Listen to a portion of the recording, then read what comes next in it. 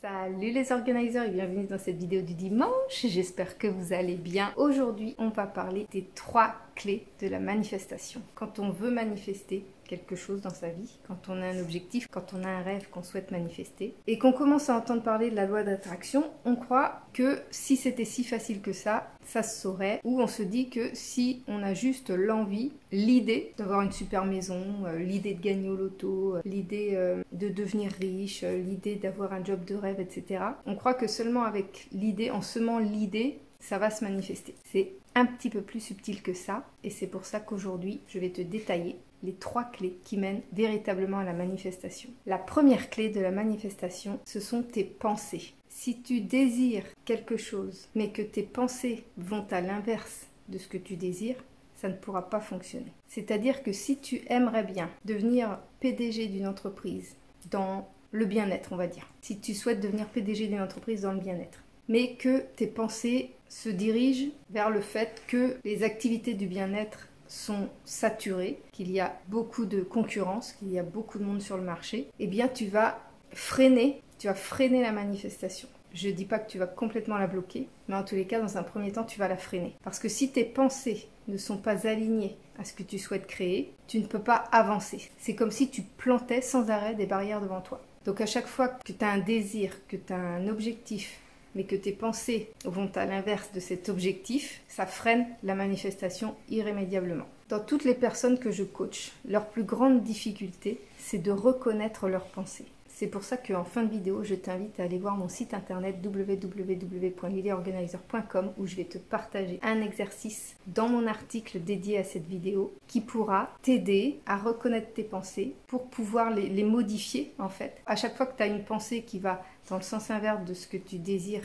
créer, eh bien, le fait d'en prendre conscience pourra t'aider à la modifier. C'est-à-dire qu'à chaque fois que tu auras une pensée négative par rapport à ce que tu souhaites créer ou une pensée opposée à ce que tu souhaites créer, eh bien, automatiquement, tu modifieras cette pensée consciemment pour que ça aille vers la direction de l'objectif ou du souhait, du rêve que tu souhaites manifester. Je vais quand même t'expliquer ici comment on peut reconnaître une pensée. Je pense que le plus flagrant, c'est quand tu es en pleine conversation avec quelqu'un d'autre et que tu lui expliques que tu as tel objectif ou tu as tel but dans ta vie, tu as tel désir, mais il y a quelque chose qui te freine. Mais c'est difficile, mais c'est pas évident, mais tu vois, rien que ça. Quand tu commences à avoir ces freins-là, avec ces mots-là, là tu sais que tu as une pensée qui fait abstraction à ta manifestation. Donc à partir de ce moment-là, quand tu remarques ça, quand tu remarques que tu commences à dire que c'est difficile, tu as tenté plein de choses, mais, c'est à ce moment-là qu'il faut creuser ta pensée. Parce que bien souvent, cette pensée, elle fait référence à une croyance et c'est la deuxième clé que je vais te partager ici. La deuxième clé de la manifestation, ce sont les croyances. Pourquoi est-ce qu'on pense d'une certaine manière? Parce que on a des croyances. Et d'où sont issues ces croyances? Elles sont issues de notre éducation. Elles sont issues de nos expériences du passé. À partir du moment où tu as vécu un certain événement qui a mené à une certaine conclusion, qui a mené à un certain résultat, automatiquement, ton subconscient, tes pensées vont s'orienter sur le fait que ce qui est arrivé dans le passé va automatiquement se reproduire dans le présent et dans le futur parce que c'est quelque chose que tu as vécu, c'est quelque chose que tu as réalisé de façon concrète dans le passé. Or, peu importe ce que tu vis, les personnes, les circonstances, les lieux, les situations, ton état d'esprit ne seront jamais les mêmes. Donc, de toutes les manières, peu importe ta croyance, peu importe ce qui s'est passé dans le passé, si tu réitères la même action, ce sera de toute façon différent, même si au bout du compte le résultat sera le même puisque tu n'auras pas obtenu ce que tu désires. Si par exemple tu désires une relation saine, une relation d'amour, une relation où les deux partenaires sont sur un même pied d'égalité, mais que tu as la croyance que dans le couple, il y a toujours un dominant ou que dans le couple, il y a toujours l'homme qui est supérieur à la femme ou que la femme doit avoir pour rôle de tout mener de front, cette croyance-là vient automatiquement d'une situation que tu as vécue. Donc ça peut être tes parents qui t'ont montré une vie de couple d'une certaine manière, avec certaines conditions, avec des comportements spécifiques que peut-être toi tu ne veux pas reproduire parce que ça t'a fait du mal, parce que ça t'a fait souffrir. Et donc malgré toi, tu vas garder la croyance que de toute façon ça va se passer de telle ou telle manière. Que comme c'est quelque chose que tu as vécu, quelque chose qui a dégagé chez toi de fortes émotions, quelque chose qui t'a impacté émotionnellement, eh bien, pour toi, ces croyances, ce que tu crois inconsciemment, va se répercuter sur ta réalité parce que c'est ce que tu as toujours connu, c'est ce que tu as toujours vécu. C'est là où c'est très difficile de manifester quelque chose de complètement différent de ce qu'on a vécu, parce que tant qu'on n'a pas la preuve que c'est possible, c'est très difficile pour nous d'imaginer que c'est possible. Or, si on veut manifester quelque chose de complètement nouveau, quelque chose de complètement différent, quelque chose de complètement innovant, on se doit d'imaginer sans avoir vu auparavant que c'est possible. Donc, comment reconnaître les croyances? J'ai remarqué plusieurs fois que les croyances sont souvent entretenues par des expressions qu'on peut avoir ou des affirmations qu'on peut entendre et qu'on peut redire nous-mêmes, notamment des affirmations, des proverbes ou des expressions qui sont dites par nos parents. La dernière dont je me souviens, c'était mon père qui disait que l'argent attire l'argent. Ce qui veut dire que plus tu as d'argent, plus tu en attires, et ce qui veut également dire que moins tu as d'argent, moins tu en attires. Eh bien, cette croyance-là, elle est tellement ancrée en moi que même quand j'ai de l'argent, je perds cet argent parce que dans mon subconscient, c'est impossible pour moi d'être riche. Dans mon subconscient, les expériences du passé qui me font dire que je suis issue d'une classe ouvrière, qui me font dire que je n'ai jamais côtoyé des personnes entrepreneurs, admettons, eh bien, cette croyance-là m'a longtemps laisser croire que je ne pourrais pas devenir chef d'entreprise, que je ne pourrais pas être autre chose que salarié dans une entreprise toute ma vie, comme l'ont été mes parents. Donc on a des croyances comme ça qui sont souvent masquées, cachées par des expressions, par des espèces de proverbes en fait. C'est comme quand on dit après la pluie vient le beau temps, et bien là c'est selon ce qu'on a vécu, selon ce que notre famille avait comme croyance, selon surtout ce que nos parents avaient comme croyance, et bien on s'en imprègne en fait parce que c'est eux qui nous ont éduqués. Donc on a une grosse part qui est enracinée au niveau familial et dont on doit se dégager si on veut avoir une vie différente que celle qu'ont vécu nos parents. Donc une bonne façon de détecter les croyances, c'est vraiment d'entendre les expressions, les remarques, un peu les proverbes familiaux qu'on peut avoir autour de nous. Commence à repérer tout ça et tu vas voir qu'en fait c'est relié à une croyance. Et cette croyance, elle peut aujourd'hui t'impacter pour t'empêcher de réaliser ta manifestation. À partir du moment où tu développes une croyance qui va dans le sens de l'objectif que tu souhaites manifester et qui casse en fait la croyance qui te guidait jusqu'ici, tu vas commencer à transformer les choses. Et comment est-ce que tu crées une nouvelle croyance? C'est en cherchant la preuve que c'est possible. Donc des fois, il y a des gens qui ont déjà réalisé ce que toi tu souhaites réaliser, puis des fois, ça n'a encore jamais été fait. Et là, il faut vraiment une volonté, il faut vraiment une foi quant au fait que c'est possible pour pouvoir y croire jusqu'à ce que ça se réalise. Moi, mon rêve de devenir entrepreneur, la toute première idée, elle est née, j'étais en 2e année de BTS. Donc j'avais une vingtaine d'années. Et j'avais entendu parler du télétravail. Alors je ne pensais pas à ce moment-là que c'était possible dans l'entrepreneuriat, mais je voyais vraiment un côté très libre du télétravail, de pouvoir travailler de chez soi, d'avoir tout le confort de chez soi et de pouvoir travailler de chez soi. Mais à l'époque, parce que ça date, ce que je te dis, ça date de 27 ans,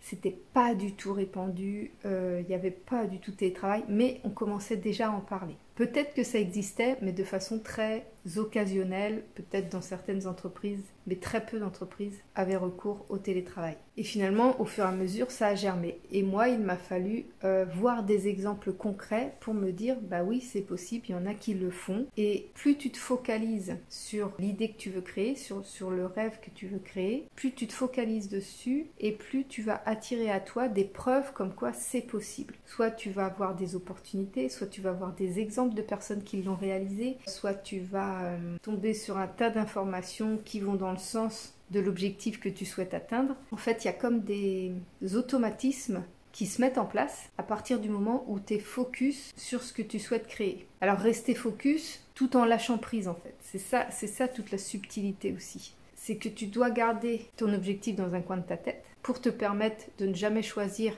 une solution qui soit opposée à ce que tu souhaites créer. Et en même temps, lâcher prise sur comment ça va se passer, quand est-ce que ça va se passer. Parce que ça, c'est vraiment le secret de l'univers. C'est-à-dire qu'il y a tellement de choses incroyables qui peuvent arriver. Si tu ne lâches pas prise, tu essaieras donc de contrôler et tu ne pourras pas voir cette magie-là. Parce que cette magie-là, elle se crée au-delà de ce que tu peux imaginer. C'est encore plus chouette que ce que tu peux imaginer. Donc ça, c'est aussi une des subtilités de la loi de l'attraction, c'est qu'il y a une certaine idée de rester focus tout en lâchant prise sur le comment et le quand ça va se passer. La troisième clé, ce sont les émotions. J'en ai parlé tout de suite par rapport aux croyances. Quand on croit quelque chose, c'est qu'il y a eu aussi une émotion qui s'est créée avec cette croyance. Les émotions sont le reflet de nos blessures. Donc, pouvoir comprendre nos émotions, pouvoir les gérer du mieux possible, va nous aider à aller vers notre manifestation. Alors, de quelle manière tu peux gérer tes émotions ? Quand par exemple c'est l'émotion de peur, tu as très peur, eh bien ce que je t'invite à faire, c'est de lister les raisons qui déclenchent cette peur. De quoi as-tu peur le plus ? Qu'est-ce qui serait le pire si ça se réalisait ? Qu'est-ce qui serait le pire ? Qu'est-ce qui pourrait arriver de pire par rapport à l'objectif que tu souhaites atteindre ? Et tu listes tout. Et donc tu fais une première colonne avec le pire qui pourrait arriver, et dans la deuxième colonne, tu vas mettre la solution en face du pire. Si jamais le pire c'était de perdre ta maison, qu'est-ce que tu pourrais trouver comme solution par rapport à ça ? Donc tu pourrais retourner en location, tu pourrais demander un logement social, tu pourrais habiter peut-être dans de la famille. Si le pire c'était de perdre ton job, qu'est-ce que tu pourrais faire ? Eh bien, tu pourrais retrouver un travail temporaire, tu pourrais avoir droit au chômage, tu pourrais peut-être être aidé par un membre de ta famille. Enfin, à chaque catastrophe, à chaque situation critique, trouve la solution qui pourrait être envisagée pour ça. Moi, je vais te donner un exemple. Au moment où j'ai décidé de créer mon auto-entreprise, j'avais très peur. J'avais très peur parce que je me disais, voilà, là je suis au chômage, donc je suis dans une zone de confort. J'ai jamais eu peur d'être au chômage. En fait, déjà, je sais qu'il y en a, ils ont peur de quitter un CDI. Moi, c'est quelque chose dont je n'ai jamais eu peur parce que je me disais, bah, au pire, j'ai le chômage, donc c'est pas très grave. Je perds un peu, effectivement, on perd de salaire, mais c'est quand même une roue de secours. Mais au fur et à mesure que le chômage arrivait à son terme, hein, puisque c'est pas éternel, je me disais, au pire, qu'est-ce qui peut arriver ? Et je m'étais dit, au pire, si j'ai plus de chômage, si mon entreprise ne fonctionne pas, si je trouve pas de travail, au pire, on vend la maison. Parce qu'on est propriétaire de notre maison, je dis au pire, on vend la maison et on retourne en location. Ça nous fera un pécule, des économies d'avance et donc on repartira de zéro. Et finalement, quand tu conscientises ça, quand tu amènes ça comme ça fait beaucoup moins peur. La peur, elle est provoquée par le manque de clarté. Moins tu as de clarté, plus tu as peur. Moins tu passes à l'action, plus tu as peur. Moins tu vois de solutions aussi. Donc à chaque situation que tu vis, apporte-y de la clarté. Pose-toi autant de questions possibles et dis-toi qu'est-ce que ce serait le pire. Et écris-le. Et en face de ça, dis-toi qu'est-ce que je pourrais faire, quelle solution pourrait se présenter à moi si j'étais dans cette situation-là. Et à partir de là, tu vas voir que finalement, c'est pas si pire, que finalement, tu t'en sortirais quand même, que certes, tu serais moins dans le confort, mais en étant dans l'inconfort, ça te permettrait de t'ouvrir aux possibilités et surtout de te prouver que tu es capable d'affronter énormément de choses et donc ça boosterait ta confiance en toi. Donc voilà, dans cette vidéo, j'avais vraiment envie de te partager les 3 clés de la manifestation parce qu'à partir du moment où tes pensées, tes croyances et tes émotions sont alignées, vont dans le même sens et surtout dans le sens de ton souhait de manifestation, eh bien ta manifestation ne peut que se réaliser. C'est un travail de longue haleine, c'est un travail de tous les jours. Il y a vraiment une idée de connaissance de soi, donc beaucoup s'écouter, écouter ses pensées, écouter ses émotions, ressentir ses émotions, savoir les comprendre, dissocier la réalité de l'imagination, visualiser, pouvoir relativiser aussi. Enfin, c'est tout un cheminement intérieur à avoir pour pouvoir maîtriser la manifestation. Alors j'avoue que moi actuellement, il y a une situation extrême dans laquelle je manifeste toujours, c'est quand je suis au pied du mur. La première fois que j'ai manifesté vraiment quelque chose d'important, c'est quand j'étais dans une situation extrêmement précaire. J'étais dans une longère qui était en rénovation, j'étais à moins 1500 € par mois. J'étais à la limite de me faire ficher Banque de France. Heureusement, ma banque m'a soutenue et m'a offert un délai en fait pour que je puisse remettre les comptes en positif. Malgré cette bouffée d'air, je n'arrivais pas à vendre ma maison pendant 2 ans. C'est au moment où j'ai pris la décision que ce n'était pas possible qu'à 28 ans, je puisse me retrouver surendettée et fichée Banque de France. C'est à ce moment-là, quand j'ai dit c'est pas possible, je décide que ce n'est pas possible. c'est à ce moment-là où j'étais convaincue que je ne pouvais pas, définitivement pas, être fichée Banque de France, que j'ai manifesté la vente de la maison.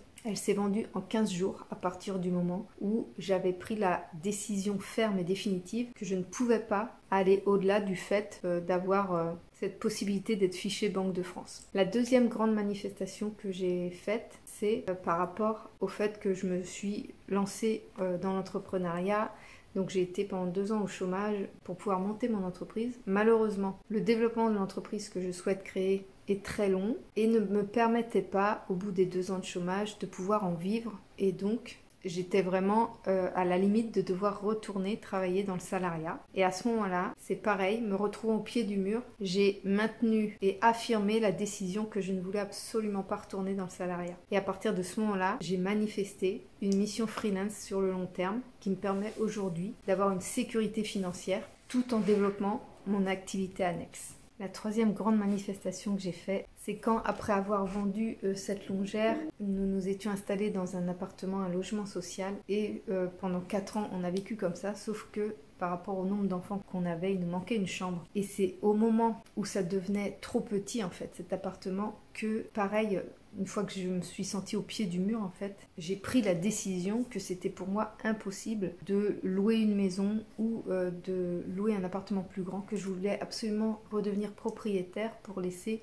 quelque chose à mes enfants et pour pouvoir surtout m'épanouir dans une maison que je pourrais construire à mon image, décorer à mon image. Bref, je ne me voyais pas autrement que propriétaire. Je savais bien que c'était juste une transition, ces 4 années. Et donc, à partir du moment où j'ai pris la décision vraiment irréversible que c'était pas possible de rester dans cette situation-là, on a trouvé l'opportunité d'acheter une maison par le pass foncier alors que je n'avais pas d'emploi, que j'étais en congé parental et qu'il y avait juste le salaire de mon chéri qui nous permettait finalement de vivre. Et malgré tout, malgré cette situation-là, où je n'avais pas d'emploi, où j'étais en congé parental, où mon chéri avait un salaire qui était vraiment pas élevé, un peu au-dessus du SMIC, mais c'est tout, on a réussi à redevenir propriétaire. Donc il y a vraiment des choses magiques qui se passent, mais il faut vraiment être dans cet état d'esprit où on se laisse plus le choix en fait. On ne se laisse plus le choix. La décision, on la prend et elle est irréversible. Et on ne fera pas marche arrière. Et à partir de ce moment-là, il n'y a plus d'hésitation. Les portes s'ouvrent en fait devant nous parce que on a transmis l'information à l'univers que on ne voulait pas autre chose que ça, qu'il n'y avait pas de plan B en fait, que notre objectif c'était vraiment que ça, qu'on se focalisait que là-dessus et à partir de ce moment-là, tout s'ouvre à nous et ça peut se faire extrêmement rapidement. La maison, la longère, elle s'est vendue en 15 jours alors que ça faisait 2 ans qu'on l'avait mise à vendre. La maison qu'on a fait construire, on a trouvé le terrain en très peu de temps et le fait que j'ai trouvé ce contrat freelance, je m'étais donné un délai de 15 jours pour trouver une solution parce que 15 jours plus tard, je n'avais plus de solution et la solution est arrivée dans les 15 jours. Donc c'est vraiment, à partir du moment où tu prends une décision ferme et définitive, que tes pensées sont alignées avec tes croyances et tes émotions, tu manifestes ce que tu désires et ça peut aller très très vite. Donc voilà, j'avais vraiment envie de te partager ces 3 clés aujourd'hui. J'espère que ça va pouvoir t'aider, que ça va pouvoir t'inspirer et que tu vas pouvoir prendre une décision ferme et définitive par rapport aux souhaits que tu souhaites créer dans ta vie. Je te fais des gros bisous. N'hésite pas à liker cette vidéo, à la partager, à me laisser un commentaire si tu as des questions à me poser ou quelque chose à me raconter. Et en attendant, moi je te fais des gros bisous et je te dis à très bientôt dans une prochaine vidéo. Salut!